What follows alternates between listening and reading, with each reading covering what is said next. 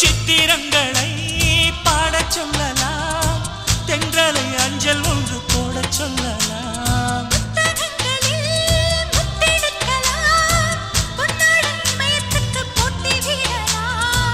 பூமிக்கு பொட்டு வைத்து பார்க்கலாம் பார்க்கலாம், பூவுக்கும் ஆடை தைத்து போடலாமா?